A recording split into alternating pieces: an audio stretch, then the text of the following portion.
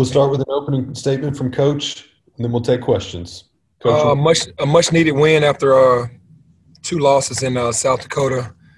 Better energy from the guys. We worked on it. It's still very rusty, but the energy itself was really good. And had some guys to step up tonight and do some things that they haven't been doing. Even though we don't have the full crew hitting on all cylinders, there's been enough guys to do what we need to get done to get a win. And we just need, once everybody starts hitting on all cylinders, be pretty good. And get DeAndre back, be pretty special. Terry? How you doing, Coach? Hey, what's up, Terry? Hey, man, just without looking at the stats, man, this game help with your eye test? It did pass your eye test without looking at the stats and how you wanted to flow, just the eye test? Well, it passed my eye test because of the energy that we played with. And that's what I wanted. I wanted to see guys that were checking in the game, starting the game, and the guys checking into the game, playing with energy, and it definitely passed the eye test. Christian?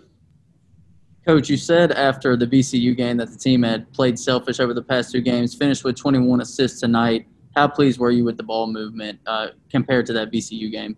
Very pleased. It's something that we've been doing in practice for 3 months, and then all of a sudden we get to South Dakota and we stop passing the ball. You know, we have a rule. You know, it's one more. You get a pass, you make one more pass, and we didn't do that well in South Dakota, and we did that well tonight. Jason? Hey, Penny, wanted to ask about your substitution pattern in the first half. Was that like a concerted effort on your part because the guys were, you know, you wanted them to play with more intensity, and so, you know, just naturally you wanted to save their energy, you wanted to rest them a little bit more, or was it you know, what was the reasoning for your substitution pattern? And then is that something that we can expect going forward? Well, for some guys, it might have been making the same mistake a couple times in a row and being brought over to the sideline to correct it.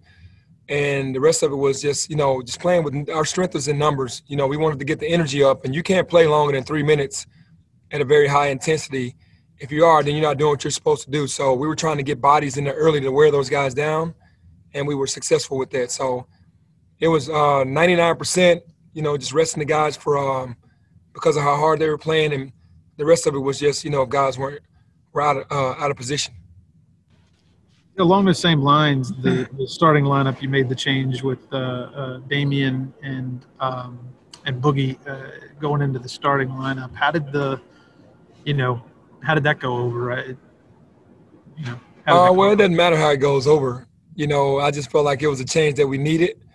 And, you know, Landers is going to get back into the starting lineup. It was just some disciplinary things that we did with him. And that's about it. You know, with Damian going in for Alo, Damian was playing better than Alo. And, we'll just keep pushing the guys for greatness, and whoever gets out on their floor is ready to play. Danielle?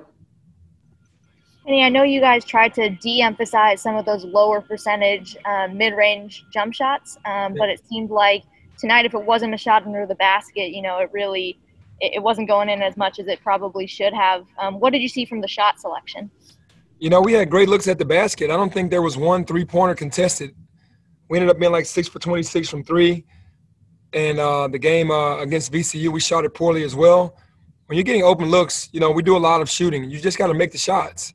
And I know it's a different gym when you're at our practice facility and they're making everything, and then they get into the arena. So it's probably more practices here. But guys got to step up to the plate and make shots during the games, because wide open shots, if we don't make those, it's going to be a tough game for us.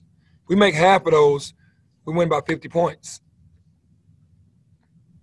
Terry?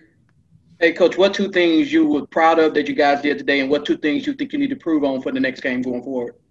Well, energy and assists.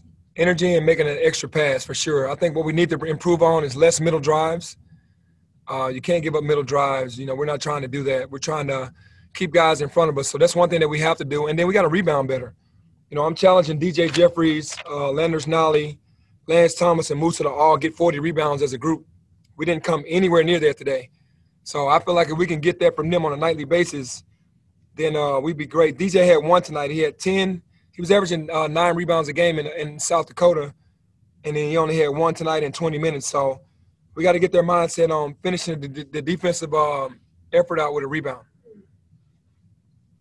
Mike? Hey, Penny, congrats on the win tonight. Thank you. One of the things you need to do now is put them back-to-back. Obviously, when you were in Sioux Falls, you had a really good game against St. Mary's, and then we know what happened from there. With the game just 48 hours away, how important is it to string together performances now, especially since you have these 3 games at home before you got to take on Auburn in a week or so? Yeah, it's very important because I have things that I need to see before we go on the road and play against Auburn. And that's why we're mixing up a lot of groups. That's why we're playing fast. That's why when we play in the half court, we're figuring out which guys are more aware than others because the rotations are going to get cut shorter in those bigger games. And we're just seeing who's who. It's almost like an audition, really, when we're out there playing because when you get in those bigger games, the guys that are bringing it are the guys that are going to play. And that's where it's going towards. And for you as a Memphian, you've played as a Tiger, you've coached as a Tiger, you've sat courtside for NBA games in this town. How weird was the Forum tonight? I know you appreciate the 3,400 fans that were out there, but just tell us how weird it was to be out there playing a real game when it seemed like nobody was in the stands. Yeah, it was very weird. Obviously we're used to having 16,000, 17,000 fans in the arena, and just to have 3,000 was one, and we needed it because in South Dakota there were no fans really.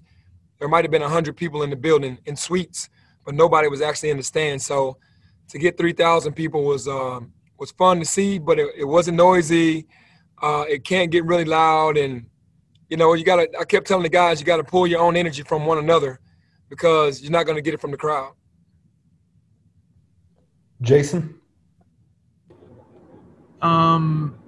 DJ, there's no secret he's struggling. How do you handle his, everybody's different, everybody's in their own individual. So when it comes to him, how are you sort of approaching trying to get him out of his funk?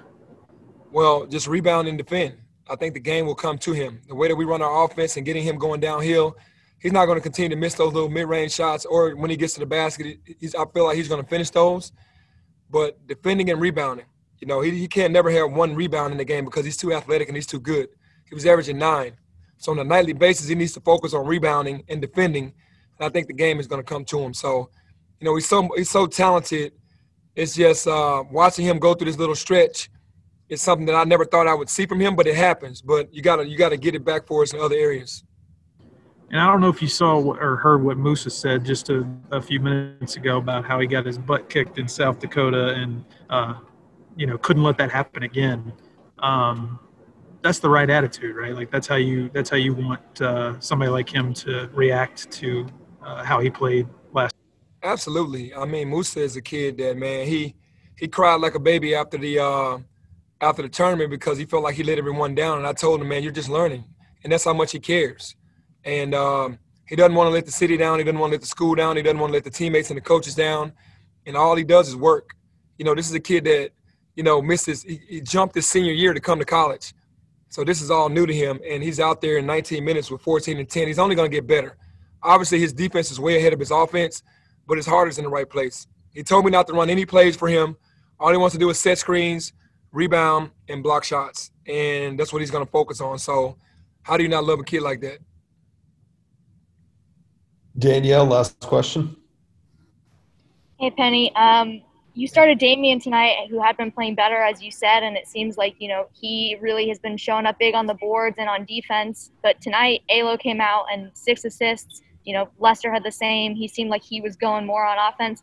How do you kind of weigh two players with very different skill sets at the same position and, decide who on any given night you kind of want to give the edge to?